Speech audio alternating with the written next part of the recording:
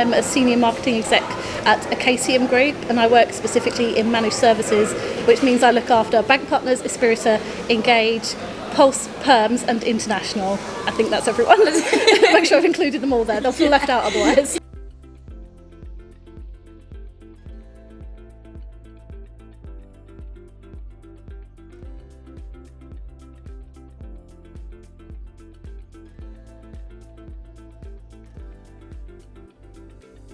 I sort of was coming in, doing a bit of an audit, trying to understand what we already had in place, and I noticed that not many of our recruiters were actually using LinkedIn, which was the key one that I wanted to focus on.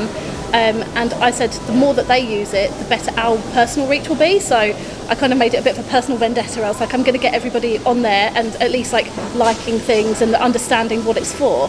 So that was kind of where it was born from. And then I started creating a bit of a presentation on it, focusing on key areas such as like how to find people on there, because a lot of people are like, well, how do I find my clients? I'm like, well, if you don't know their like full name or job title, here's how you can track them down. And it was kind of just like a bit of a process like that, teaching them those things. And the presentation grew. It started out as 8 slides, it's now 36. Oh wow. So it's quite a big one, but I'm still doing the training today, so I've actually got one booked in for later today even, got one booked in for next week. So we're still delivering it, and we're delivering it across all the other brands within Acacium Group as well. So I've been teaching like an A&E agency, teaching them how to use it a bit better and liking all their content because they're doing really well on it, and it's really, really positive to see the reaction to it. There were 3 people who were really good on it, so I made them our ambassadors for it as well. So they were my first people that I brought on the course and sort of said like, do you have anything you'd like to add? And then we built the course out a bit more, and then we started delivering it to groups of people. But yeah, it's massively changed how we communicate with our candidates, because instead of saying, oh, can we just send out an email about some shifts that we've got available, they're putting it out on their profiles and they're saying, hi, I've got some shifts available later today, and they're saying people are messaging them back quite quickly because they're on LinkedIn, they're available, and they don't always check their emails. Like I only check my emails, my personal ones, like twice a day maybe. Yeah. So I might miss something through the day and not know there's a shift in the evening. So yeah, it's really, really helped us for that last minute element of everything. Yeah.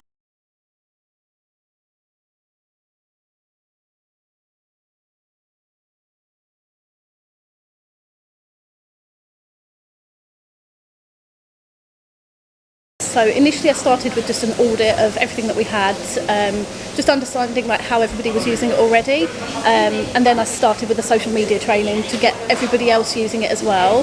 And then it was a question of just like looking at what content people responded best to, and we found like different staffing groups were on different networks. So for Bank Partners we specifically focus on the NHS, so if I was trying to talk to a doctor, for example, they tend not to be on Twitter or Facebook. They were actually all on LinkedIn. So we started targeting our advertising more to like where they actually were, and we saw a better response. Like people were reacting better to our content because it was people that wanted to see it really. And then I started building a bit of a social media plan, a bit of a schedule, built myself a spreadsheet. I'm a lover of spreadsheets. Yeah. But yeah, built a nice spreadsheet and planned out the rest of the year. And then based on like what worked and what didn't work that year, when I went into the new year, I then started tailoring it again, and that's come on to being a content strategy for this year. So it's definitely grown over time, but it's been a learning process. Yeah.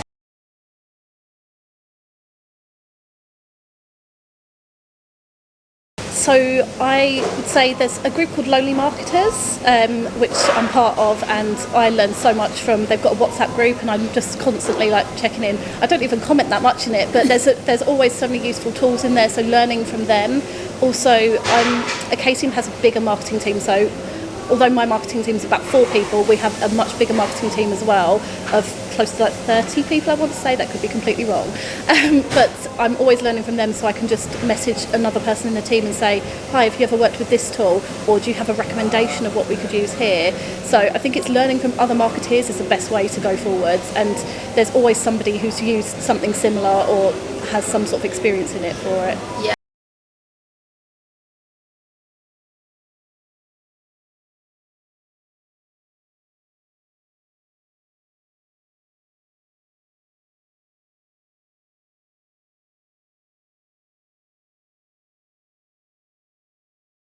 Love Your Bank Day is specifically set on Valentine's Day each year. It was a day that was created to sort of show appreciation to our bank workers, because we feel like sometimes they can feel a little bit left out or forgotten. So we just wanted to sort of make them feel loved.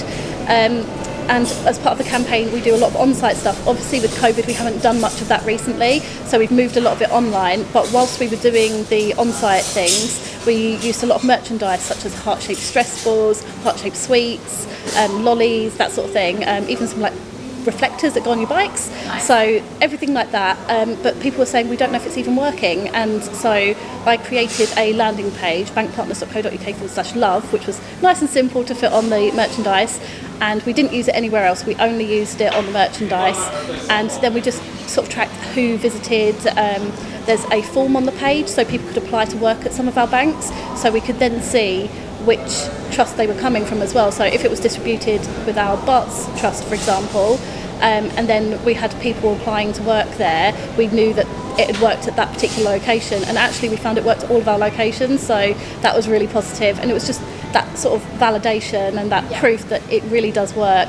And then from there we were able to track the return on investment by tracking their journey, so tracking how long it took for them to join, and then when they were out to work, an estimate of how many shifts they roughly worked over the first 6 months. So we're able to track that and sort of really see this customer journey there. So that was really fascinating for me as a marketer, and it also helped us prove that it works, so we could do it again in coming years. Mm-hmm.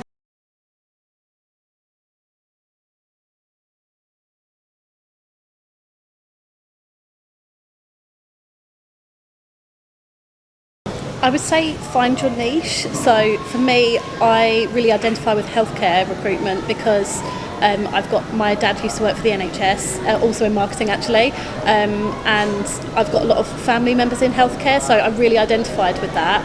Also, I've always particularly loved writing, so content and strategies have always been a real passion of mine, blogging.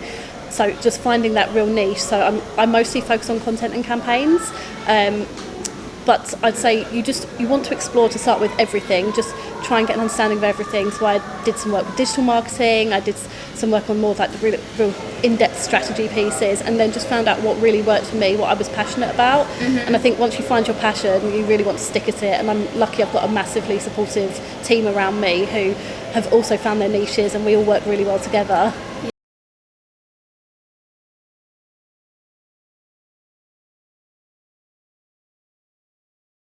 Maybe not for a little while, but probably the metaverse. I think there's a lot of opportunity there for like training and to bring sessions like this, like where we're able to meet face to face. I might be able to meet face to face with somebody from across the world. We've got teams in Australia. I'll be able to do this like almost face to face meeting with them. So there's a lot of opportunity there, and for doing sessions where we sort of maybe teach people about how to write a better CV. It gives you a lot of opportunity. So metaverse is definitely a real interest for me, I think.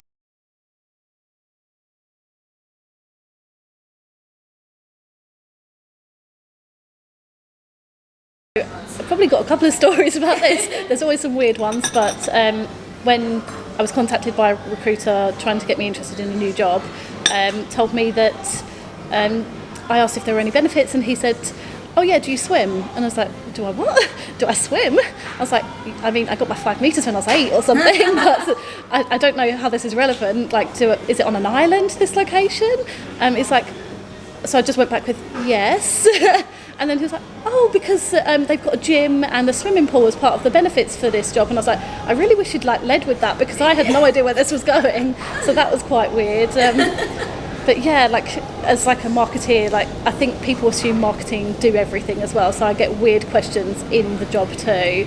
So probably the weirdest one was somebody approached me and said, "I've got a crouton stuck in my throat. You're marketing, aren't you?" And I was like, "Do you want me to make you a poster about it? I don't really understand what we're going at here."